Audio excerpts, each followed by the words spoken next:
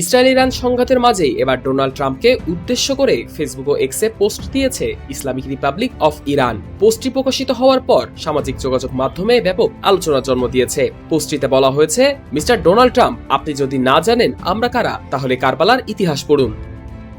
এদিকে Donald Trump ইরানিদের তাদের রাজধানী শহর ছেড়ে যাওয়ার জন্য সতর্কবার্তা দিয়েছেন। সোমবার তার ব্যক্তিগত সোশ্যাল প্ল্যাটফর্ম ট্রুথ সোশ্যালে তিনি বলেন, সবারই অতিলম্বে তেহরান ছেড়ে যাওয়া উচিত, তবে কেন ছাড়া উচিত তা তিনি উল্লেখ করেননি। ট্রাম্প তার পোস্টে আরো বলেন, ইরানকে যে চুক্তি স্বাক্ষর করতে বলেছিলাম তাতে স্বাক্ষর করা উচিত ছিল।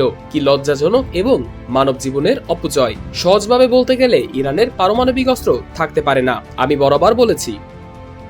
ট্রাম্পের এমন বক্তব্যের পর ইরান মিলিটারির ফেসবুক ও ইসলামিক রিপাবলিক অব ইরানের এক্স আইডি থেকে এমন পোস্ট করা হয়। ধারণা করা হচ্ছে ট্রাম্পকে হুঁশিয়ারি দিতেই এমন পোস্ট করা হয়েছে।